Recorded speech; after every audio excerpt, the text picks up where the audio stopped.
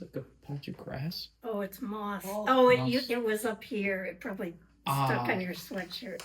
You can just Okay. put it on the table there. Falling moss. All right, I'm ready. Okay. Recording.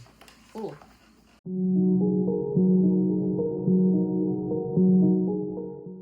Hi everyone, welcome back to Alfa Art Gallery's Meet the Artist series. My name is Braylon Jones and I'm here with artist Joy Kreves, who's an exhibiting artist for New Brunswick's Art Salon Oil Sculpture and Mixed Media exhibition titled Mundane in Motion.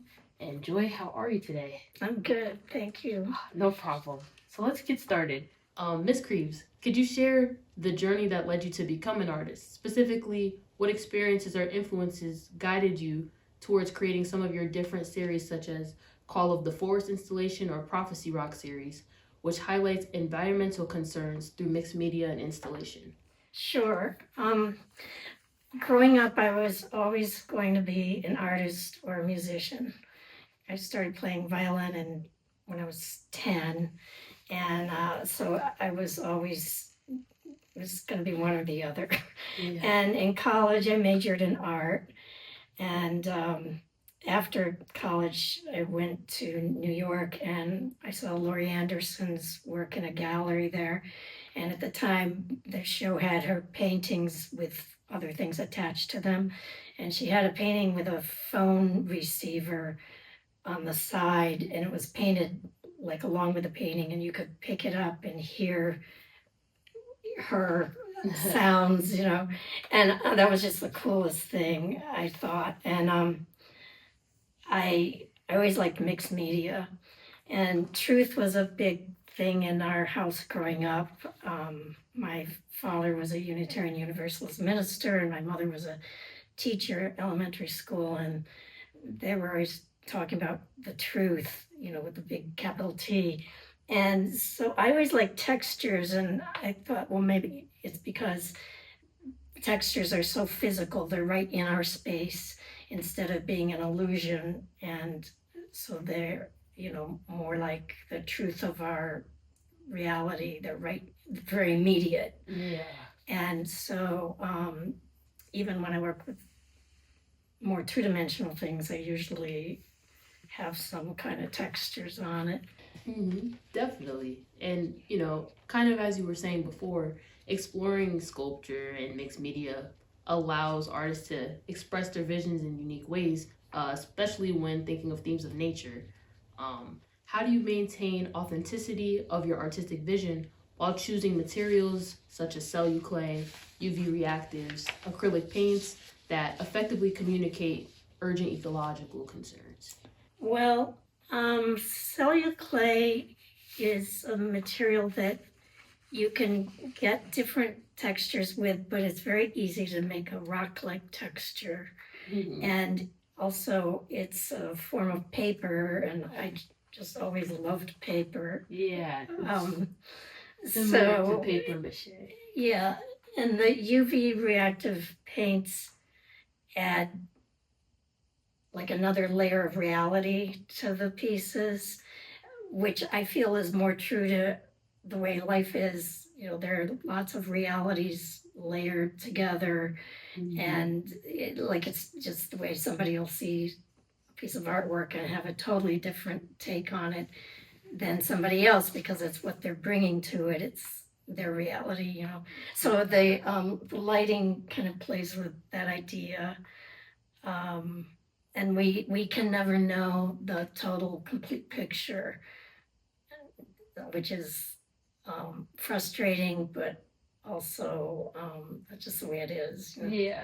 So your journey kind of started studying at Illinois University, and then eventually continuing on to exhibit in New York City, and then eventually owning your own studio / gallery in New Jersey, which reflects a rich and evolving artistic career. How have these different phases of your life influenced the direction of your work and the themes that you've chosen to explore? Well, at Illinois State, the faculty was generally young, on the young side, and they were all trying to make their own careers. So that was very exciting because, the whole attitude was very energized. And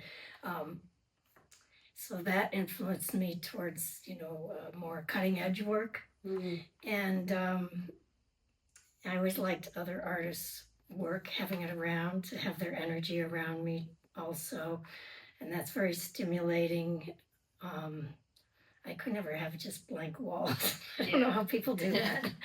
Um, That would suck. and then when I had my daughter, I had to find a way of working that I could put down and then pick up. And, when you have a baby, you have chopped up time. So I did a large series of spiral drawings that I knew where I was in the drawing. And so when I came back to it, I knew where I was going, Mhm. which is not the way I usually work. So that really influenced that body of work then. And Did that kind of challenge maybe the process that you were used to at one point of working? yeah, my Yeah. process up till then was more like you do something and then react to what you've done, and then Yeah. keep making choices. And that was a little more planned out, like I had a more general idea than I usually had before then. Yeah. And let's see, where were we? Oh, and then I really liked making shows in the gallery in Frenchtown. Mhm. Yeah. Because you're just always getting other ideas to be around. And in here, I also make occasional shows. Yeah, that's great. I remember finding out about that while researching you, and that's amazing. Because there aren't enough places to There's show, not. really, Yeah. And this is sort of like a underground Yeah. exhibition space. I love that though. Let's talk a little bit more about your artistic practice. Many of your works include found objects from daily life, and I remember reading somewhere that you would walk outside to find some of your objects. Is that true? Yeah, when I first read about nature deficit syndrome, the whole idea was so amazing to me. It means that you could actually have a syndrome that you're deficient in nature, and that everybody needs nature. It's not just like you're fine if you live your whole life in buildings. And so there was this concept was just really inspiring, and so I would always be picking things up when I was walking my dog. I'd find a piece of moss or bark or something, and so I was always bringing things in. And I have like shelves full of stuff like that I picked up and in containers on the shelves. Yeah. And so I often incorporate them into my work now. Yeah, that's amazing. We see that in pieces such as toothbrush rock and Germany rock. And how has this practice of finding objects and picking them up evolved over time? How has that practice evolved over time, and what draws you to these materials that kind of add as like focal points to the artwork? Well, before I was, picking up natural materials all the time, and then with these pieces, with the Prophecy Rock series, they're about plastic garbage in our trash. So I I don't pick up most of this as like my own trash, but so it changed from picking up natural materials to picking up man-made materials and trying to address these materials that will just never go away, and they're part of our landscape now. Yeah, definitely. And I mean, kind of as you said, much of what we see in Prophecy Rock series brings attention to issues like environmental pollution or even climate change. Since these sculptures are interactive and shown in galleries, how do you imagine the audiences engaging with them, and what reaction or reflections are you hoping to inspire maybe from these audiences? I would like them to, use the lights to explore the pieces. And I mean, sculpture being three-dimensional, you tend to move around it and Yeah. kind of explore it that way anyway. But and I would like people to kind of just deepen their understanding that there are so many unseen aspects to everything that they can discover, a sense of discovery. Yeah, I think that's also one of the things that I like about kind of like sculpture works is that as you continue to look at a piece, the work kind of unrevealed, like it kind of more things become revealed as you look at it. That's amazing. Right. And Yeah. especially sculpture, the light changes, not just the UV light, but the daylight. Every kind of light changes it so much, Yeah.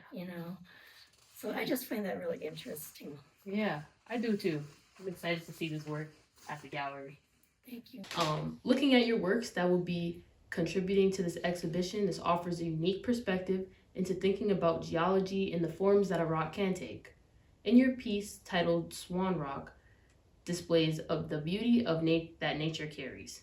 In an interview that I listened to with you in Ficus Gallery, you talked about how geoids are symbolic as gifts that the earth has given to us. How does that idea influence your approach to portraying these mixed media sculptures, particularly in this exhibition? These sculptures I don't see as much as being about gifts.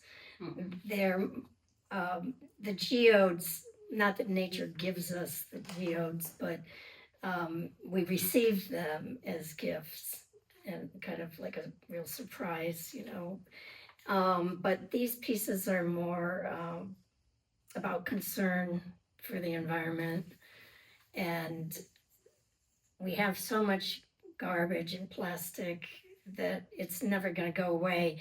And so I thought, well, it's part of our landscape now. And so they could be like our new rocks might look like this. Yeah. So that's kind of it's kind of a fantasy or projection, Yeah, that's interesting though. I mean, we think about like the state of the world and all these things that are happening, kind of gauges the question, like what would rocks look like in the future? The what if is the big question, I think, for artists. That's the question that makes me do work. Yeah. All of these, they start with like, well, what if I take this and put it with that? Then what happens? Or what if I take this away and move it over here? So that's the major thing. What if? Yeah. I definitely understand that. When personally viewing your artwork myself, I find that your work is valuable and part of a bigger conversation that is needed in the state of the world today. And after reading over your artist statement, I was looking more into the term plastoglamerate rocks, which talks about this being a type of rock that carries the mixture of natural debris and the result of our global plastic crisis today. How has working in the theme of environmental pollution, what does this work take in your life beyond just making the work? I don't really feel like I'm going to make a difference by recycling and being careful and trying not to buy things wrapped in plastic. I mean, everybody makes a little difference, but compared to what we need, it's nothing. And I do have a couple friends that are more strict with themselves than I am, and they don't use acrylic paints. They make their own pigments. And really, I'm not that strict. I've never been that strict, and maybe I'm just making excuses for myself. But I'm just not coming from such a purist position about it. I just learned about the plastoglamerate rocks this last year. I had never heard that term before, and they kind of look amazing, to be honest. So, I mean, I'm always coming back to just like how things look. They look really interesting, even though they're these horribly symbolic things. but they might still look really cool. Yeah. So, That's amazing. Well, thank you so much, Joy Kreves. I do not have any more questions. However, if there's anything else you'd like to add, or maybe a thought that you had during the interview, feel free to share. I think everybody should just ask what if all the time, every day. Yeah, what if just continues the conversation and Yeah. allows more people to speak on these interesting topics that can be rediscovered. Thank you. I've enjoyed talking to you. No, me as well. Thank you so much for allowing us to come here in this space and conversate. Thank you.